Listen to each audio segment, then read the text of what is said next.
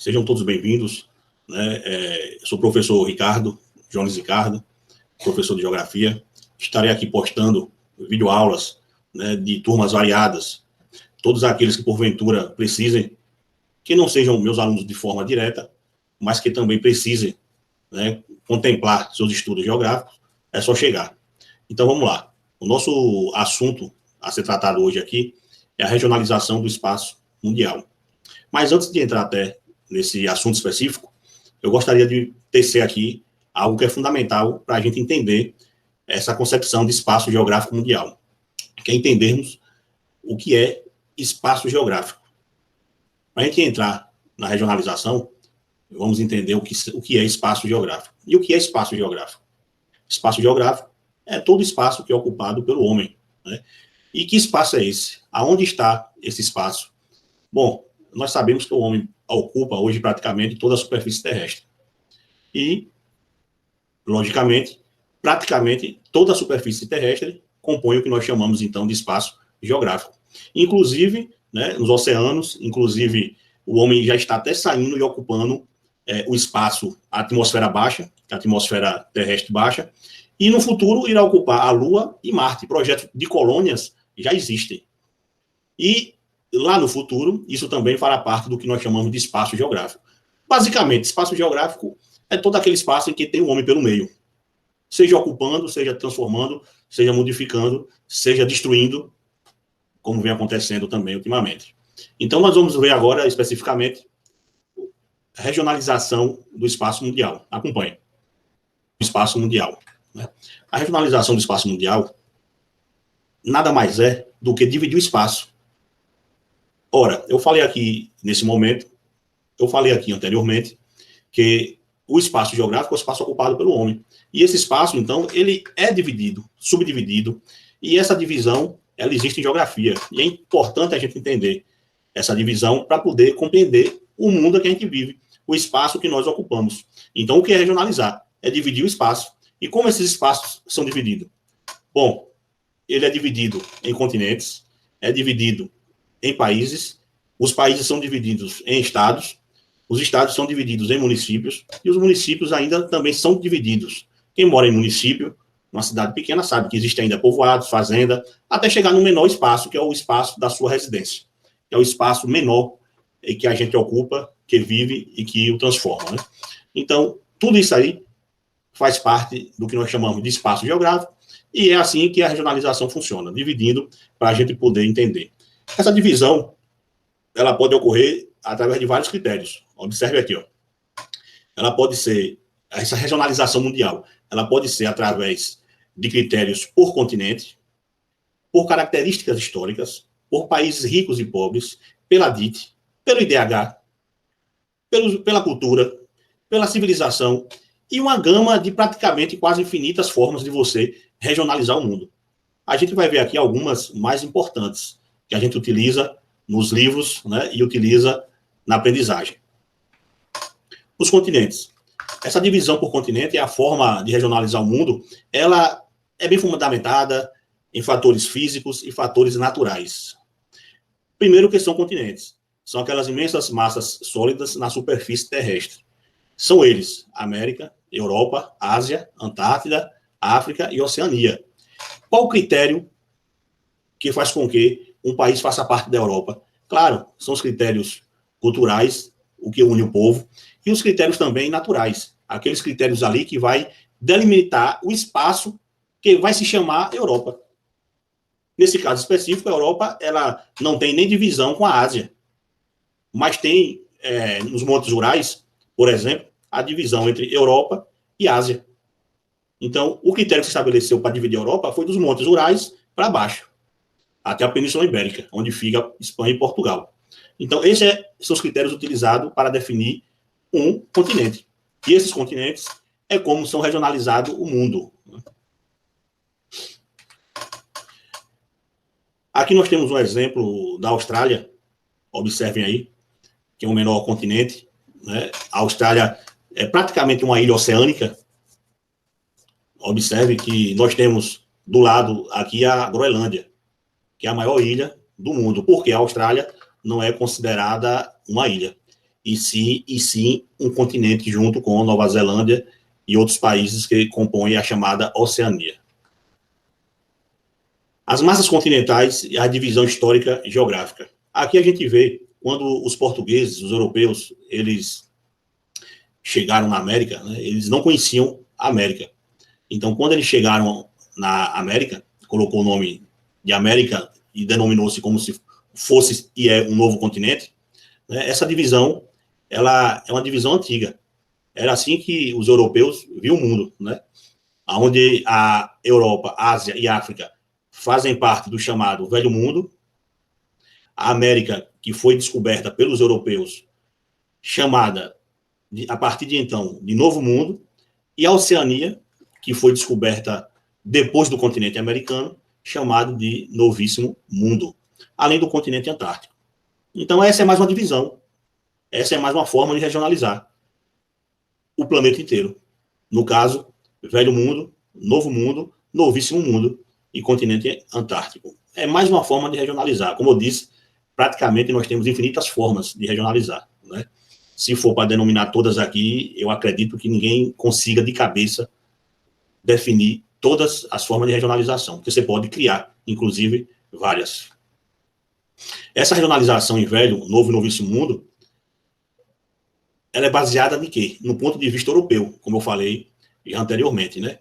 O Velho Mundo é o local onde surgiu as mais antigas civilizações, África, Ásia e Europa. Nós sabemos que, segundo a história aí, a antropologia, o homem surge ali na África e depois, né, ele ocupa os outros continentes. As primeiras civilizações aparecem ali também, no rio Tigre e Eufrates, na Ásia, no rio Nilo, na África, né, o rio Amarelo e o rio Azul, na China, aonde vai se iniciar o processo de civilização do ser humano, né? Então, essa é uma forma de regionalização bastante antiga. Ela, na verdade, o critério utilizado aqui é um critério histórico, né? Regionalização da Antártida, né? Não foi chamada de mundo por não ser habitada por nenhum povo.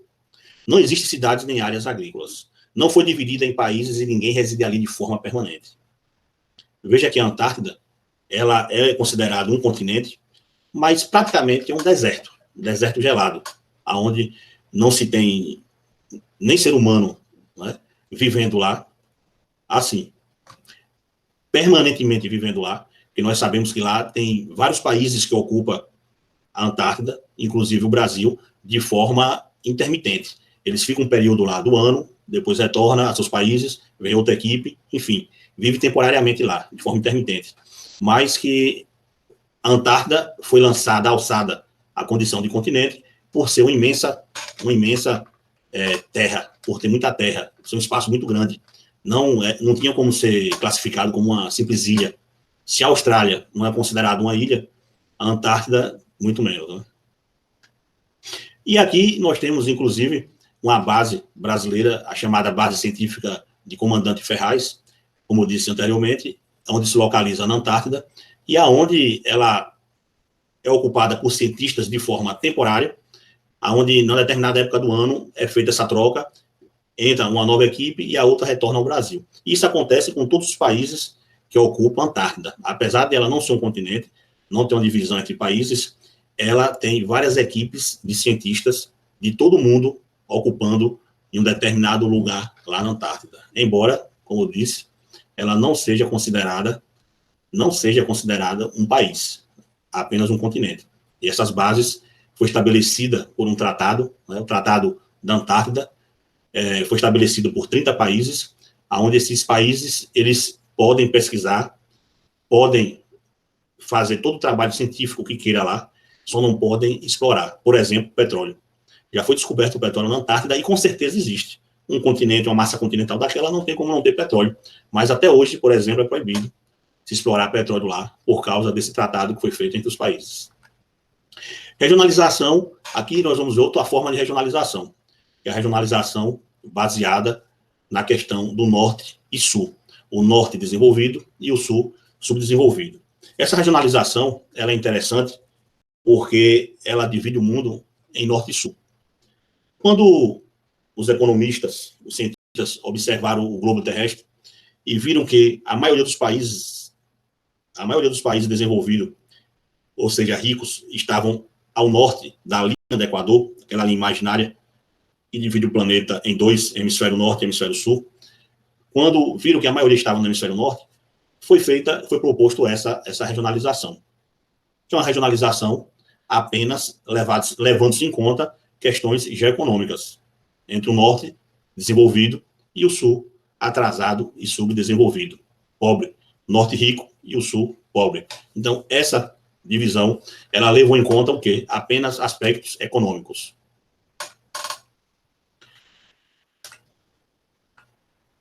Aqui tem um mapa do mundo. Aqui vocês observem que essa linha, ela, apesar de não seguir fielmente a linha do Equador, observe que ela dá uma guinada aqui, quando chega na Ásia, na China, no Japão, para pegar o Japão, a Austrália, para botar entre os países ricos.